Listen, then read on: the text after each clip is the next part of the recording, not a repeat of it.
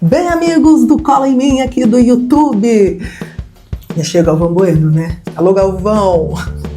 Vamos lá, meninas, se controla. É que eu tô empolgada, porque hoje eu vou falar de Copas do Mundo, eu vou falar de futebol, que é uma coisa que eu adoro, eu vou falar de rock, de geopolítica, então tá muito bom esse programa, fica aqui comigo. Sim, a gente vai falar um pouquinho sobre as 5 Copas que o Brasil ganhou, esperamos que a sexta venha logo, né? A sexta venha com o título dentro, tô muito engraçadinha hoje, né? E você vai, claro, ter música, né, rock e geopolítica junto para a gente entender melhor o que estava acontecendo no mundo quando o Brasil, então, participou dessas Copas. Inclusive, uma delas ele perdeu e feio, que foi para o Uruguai, o Maracanazo. Mas isso a gente deixa para depois. Agora, chega mais aqui comigo no Cola em Mim que eu te explico. Bem, e bom, gente, como eu anunciei aqui para você das 5 Copas, antes eu vou contar uma curiosidade sobre a Copa de 50, que ficou conhecida pela derrota do Brasil, o famoso Maracanazo, para o Uruguai, né? A Copa foi no Brasil porque naquele ano o nosso país foi o único candidato que se dispôs a organizar o torneio, já que a Europa estava devastada pela Segunda Guerra Mundial. E para complementar, foi nessa Copa que o capitão Bellini ergueu a taça Jules Rimet com as 2 mãos assim para os fotógrafos, né? E marcou para sempre esse gesto que até hoje é repetido e a gente conhece. Na parte política, que eu sempre falo aqui, né? Houve um reconhecimento político do então presidente do Brasil, Juscelino Kubitschek, que discursa associando o título ao progresso do país. Mas chega aqui, vamos falar das vitórias. Foi no primeiro ano de vitória da seleção brasileira, que é 58, que eu trago para vocês a narração de rádio. E saca só essa narração original, relíquia aqui do Cola em Mim, que trouxe direto do assento da Rádio CBN para o Rádio Globo. Era 58, senhoras e senhores, e essa narração foi de Edson Leite. Brasil 5, Suécia 2, e a alegria do narrador, né, depois daquela derrota amarga para o Uruguai. Aqui, Vavá, Zagallo, Didi, Pelé começava a dar peso à camisa brasileira. No comando do CBD, João Avelange, que chegou a ser presidente da FIFA e apresentou um novo planejamento para o futebol. Médico, dentista, psicólogo fizeram parte da comissão. E é nesse clima que eu te convido a ouvir Chuck Berry com Johnny B.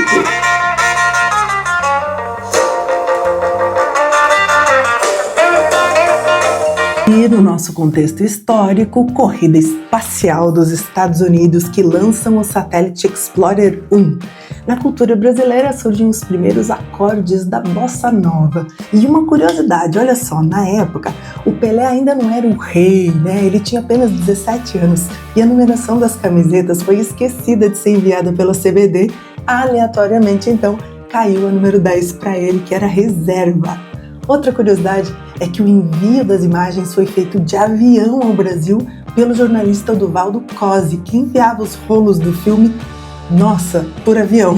E bem nessa época, claro, para os amantes dos Beatles, a gente tem uma música que eu te convido a ouvir agora, aqui da nossa playlist. Bora! Tchau! Agora o ano é 62 e o Brasil enfrenta a Tchecoslováquia. Valdir Amaral é quem narra pela Rádio Globo, acervo aí da CBN, o gol do Amarildo. Era o nosso segundo título mundial. O jogador Amarildo entrou no lugar do Pelé, que tinha se machucado. Essa Copa foi de nomes como Garrincha, Newton Santos e, claro, do Amarildo. O Brasil venceu a Tchecoslováquia por 3-1 de virada e essa edição ficou conhecida como a Copa de Garrincha.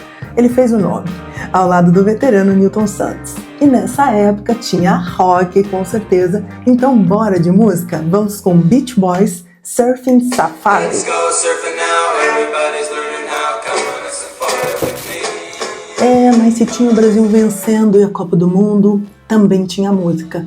Mas tinha uma barbaridade que foi a divisão europeia, o Muro de Berlim, construído no ano anterior, consolidando a divisão ideológica da Alemanha e física. Um clima de isolamento, vigilância e, claro, uma tensão extrema que deixou o mundo todo em constante estado de alerta. Uma atmosfera pesada que anos mais tarde se transformaria num hino de uma geração que traduziu a angústia em guitarras pesadas. O que a gente vai ouvir? Bora aqui no Cola em Mim com Black Sabbath. Paranoid. Mas o que houve foi um tiro para o gol, a meia altura, passando entre o arqueiro e a baliza. Amarildo empata Aí para o você ouviu Brasil. o trecho da narração de Jorge Cury para a Rádio Globo, que o Cola em Mim traz para você pelos acervos da CBN. Narrando o gol do capitão Carlos Alberto Torres, o Capita, que fechou a goleada contra a Itália e ergueu a taça Jules Rimet lá no México. A Copa de 70 foi aquela famosa do Tri, né? E foi a primeira a ser transmitida ao vivo e em cores via satélite para o planeta. Teve a estreia oficial do uso dos cartões amarelos e vermelhos pela arbitragem. Mas a gente precisa ir de música, né? E agora, um cartão que nunca será vermelho aqui, né? Que é pra música. A gente vai ouvir Creedence Revival com Fortnite Sun. Hein, galera? Seguindo com as curiosidades aqui da Copa de 70, também foi a primeira edição a autorizar 2 substituições de jogadores por partida, olha só. E no nosso paralelo no mundo, o mundo chorava pelo fim oficial da banda britânica The Beatles. E os norte-americanos enfrentavam uma revolta popular em massa contra o envio de jovens para a guerra do Vietnã. Então, é nessa pegada, é nessas guitarras distorcidas dessa música que virá agora, que eu te convido a ouvir de ouvidos bem abertos, os britânicos, senhoras e senhores, Led Zeppelin, lançando um clássico inspirado na mitologia nórdica, Immigrant Song. Essa aí você lembra que eu sei, a narração de 1994, quando estávamos em frente à tela e o Galvão gritou: "É tetra! É tetra! É tetra!" Se recompõe, garota. Enfim, mas é que foi uma coisa de outro mundo. Roberto Baggio pronto para bater o pênalti, o último pênalti ali, né, em tese. Quando ele bateu, foi para cima, ele colocou as mãos na cintura e já era. O tetra era nosso. E o Galvão gritou muito, e eu também gritei, e toda a minha geração também gritou, que eu sei. A gente parecia criança gritando e pulando. Quer dizer, a gente era criança, né, naquela época. Mas enfim, deixa abaixo. Mas daqui a pouco tem a outra Copa, que é a Copa do Penta. Agora vamos ouvir uma música que estava fazendo sucesso naquela época. Eu adoro muito. Adoro muito? Adoro muito. Green Day, Basket Case.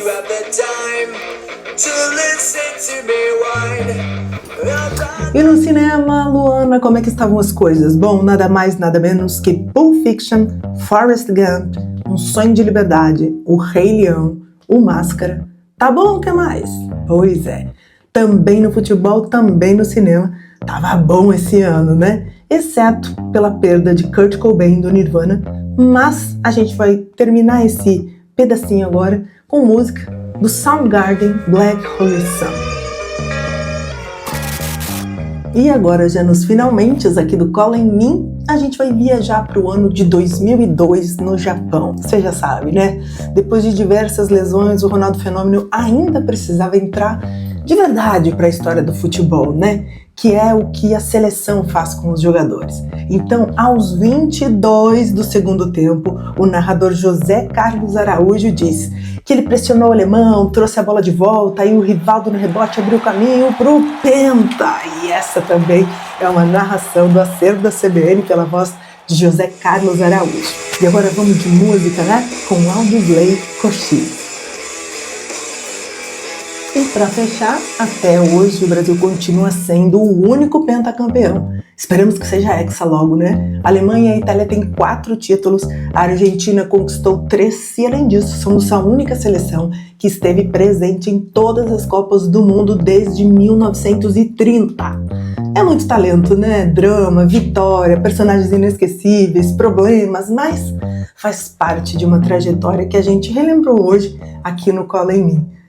Vamos de Red Hot Chili Peppers, By The Way, para finalizar em grande estilo. Qualquer coisa, você já sabe. Cola em mim, que eu te explico. Cola